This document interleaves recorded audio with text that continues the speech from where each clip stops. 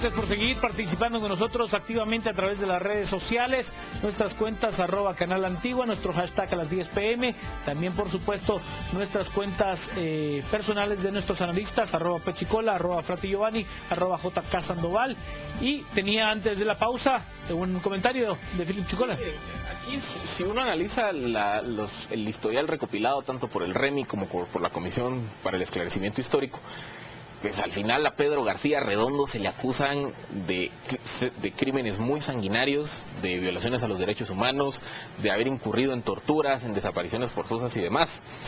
Al final, si la decisión es que enfrente a la justicia le debe de garantizar el debido proceso para que al final del camino, si hay una sentencia, ya sea condenatoria o absolutoria, esa sea una sentencia legítima, que no haya pecado de abusar en contra de los derechos que este señor probablemente en muchas ocasiones no le respetó a sus víctimas. Por eso les digo, yo creo que el tema de la justicia no hay que analizarlo en función de si me cae bien o mal la víctima o el victimario, sino que hay un set de reglas claras, generales, universales para todos, que nos deben de aplicar sin distinción de grupo, de raza, de etnia, o de ideología, de pasado. O sea, al final de cuentas, por muy sanguinario que haya sido el señor García Redondo, algo que este sistema le debe de garantizar es el debido proceso.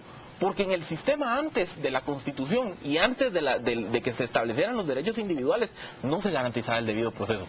Eso es algo que como ciudadanos, otra vez, sin importar con qué grupo simpatizamos, debemos respetar. A mí me pareció muy curioso un comentario de Pedro García Redondo hace algún tiempo, donde decía: cuando maten al próximo Chucho también me van a condenar por él, decía a son de crítica. Pero indudablemente todos los parámetros también indican que han habido desmanes durante el conflicto armado interno y no nos podemos abstraer de que hubo excesos de un bando y del otro, Giovanni Frati. Así es.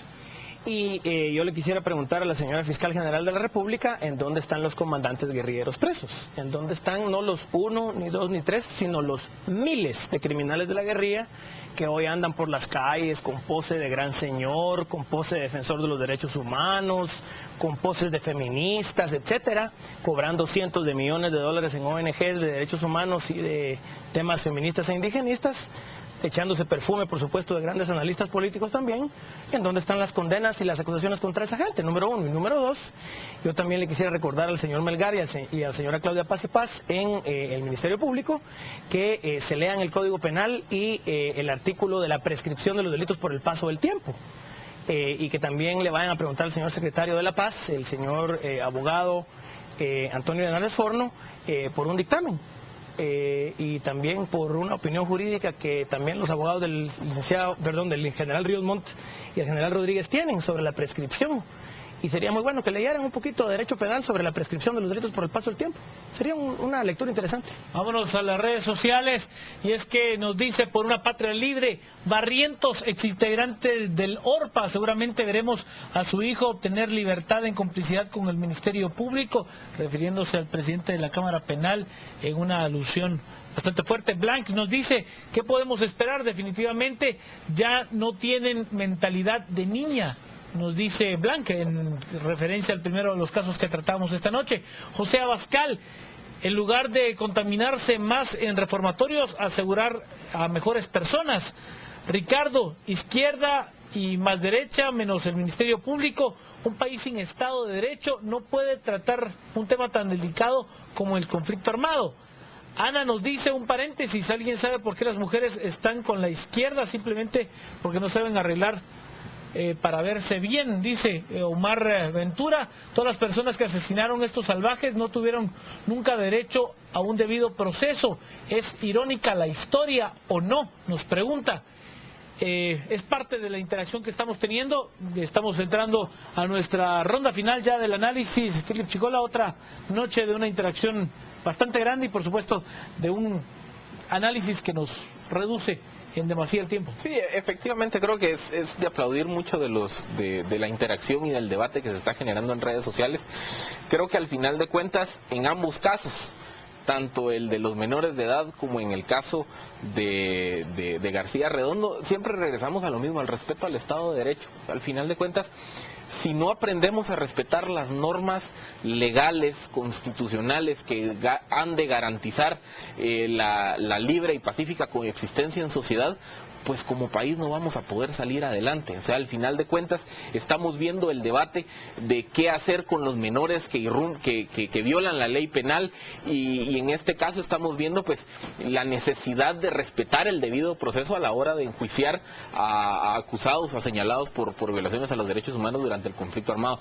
Si como país no aprendemos a valorar las garantías constitucionales que emanaron precisamente de una constitución producto del conflicto armado, pues estamos condenados a repetir muchas de las barbaries que ocurrieron hace 20, 30 años. Yo creo que como guatemaltecos deberíamos de aplaudir y de estar muy agradecidos por esas garantías que hoy se contienen en la Constitución, porque en ese sentido muchos expertos concuerdan que los derechos individuales como quedaron consagrados en la Constitución, pues no, es una de las cartas magnas mejor desarrolladas, por lo menos en América Latina. Antes de ir con el análisis final de Giovanni Frati, tengo alguna interacción a través de Facebook. Nos dice Gabriela Búcaro: bravo, licenciado Giovanni Frati, excelente análisis en cuanto a la resolución de la Corte de Constitucionalidad que amparó a Pedro García Redondo, directo y claro.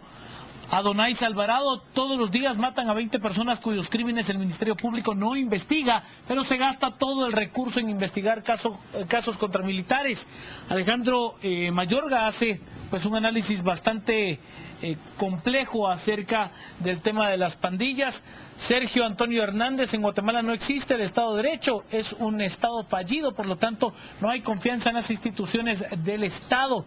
También nos dice Amanda Hernández: trabajar en prevención y atacar las causas. Esto es parte de lo que se ha comentado esta noche en nuestro portal en Facebook. Que nos busque usted como Canal Antigua, es la sugerencia. Giovanni Frati, su análisis final. Es un tema obviamente muy complejo, ¿no? Estamos viviendo una posguerra, acabamos de pasar por una guerra civil de guerrillas en la cual se murieron 48,000, 50,000 guatemaltecos. Todavía estamos viviendo esa guerra, digamos, una guerra jurídica, médica y política internacional. Si ustedes leen los columnistas de prensa, digamos, la mitad de los columnistas de prensa todavía siguen enfrascados en controversias del siglo XX, digamos, ¿verdad? De mediados del siglo XX, y algunos en el siglo XIX, y para mientras, como muy bien decía uno de nuestros televidentes en Facebook, mueren 18 personas diarias, hay maras que matan y extorsionan todos los días, y la señora fiscal general de la Nación desvía alrededor de, yo diría, unos 50 millones de quetzales a la Fiscalía de Crímenes del Conflicto Armado Interno para perseguir a sus enemigos políticos, ¿verdad? Así es que yo creo que si seguimos trabados en 1944, digamos, o 1954, pues estamos condenados a seguir repitiendo las grandes equivocaciones de nuestra historia, ¿verdad?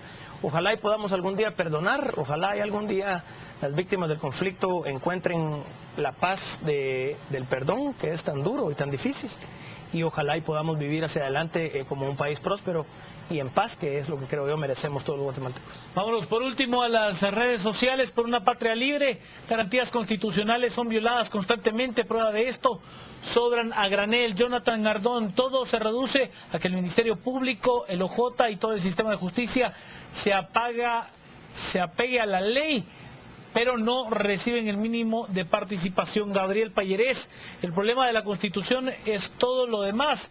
Derechos sociales sin sentido, candados presupuestarios sobran. Mire, dice, nos preguntan si no tenemos repeticiones, que aunque no quiera, tengo que dormir temprano y los estoy viendo y nos hace pues una cara ahí de sueño. Le agradecemos también su participación. Paola Toledo: totalmente de acuerdo con Philip, el debido proceso debe ser respetado, no importando quién es el acusado. Soy Adrián, nos dice: justicia para todos, inocentes y culpables. Ricardo L nos dice: revolver de nuevo el tema del conflicto armado cuando ya se firmó la paz es matar esa paz e iniciar de nuevo el conflicto. De verdad, le agradecemos profundamente a usted el que nos haya acompañado, que haya interactuado con nosotros, que haya expresado su opinión. Este es un espacio de debate libre, también de interacción, de poder expresar ideas, de combatir ideas. En ese sentido, no hay necesidad de insultar a nadie, no hay necesidad de atacar a la persona, sino combatir las ideas y plantear argumentos para tener una mejor sociedad.